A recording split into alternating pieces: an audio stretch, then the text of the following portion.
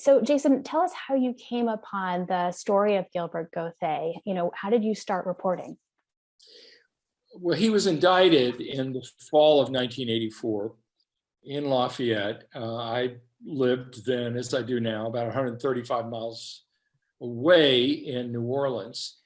It was a news item, but oddly not on the front page. I saw it. I was sort of struck by it. Within a few weeks, I began having conversations with lawyers who were quite involved in this. One of them, Ray Mouton, was the attorney who defended Gauthe on the criminal charges. But I also had a conversation with a guy named Raoul Bencomo, who was a year behind me at Jesuit High School, a plaintiff attorney who was representing a number of the victims and their families. And I should say that the word survivor was not in my vocabulary then. And anyway, I got access in early 1985 to some of the depositions.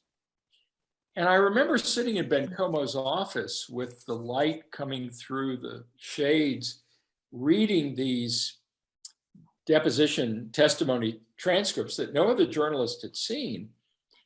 And I was just agog. I was stunned that the bishop and another diocesan official had moved this guy around for so long, knowing what he had previously done.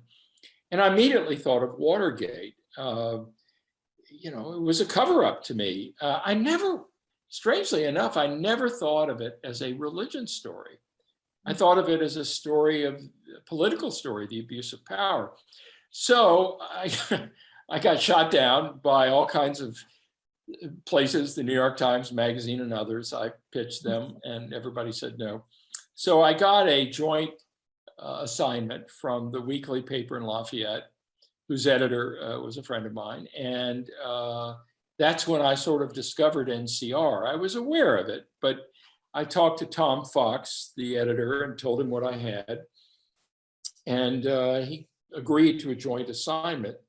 And so I spent most of the spring of 1985 working on it. The first articles came out in the early summer, continued, and then that's how I got going.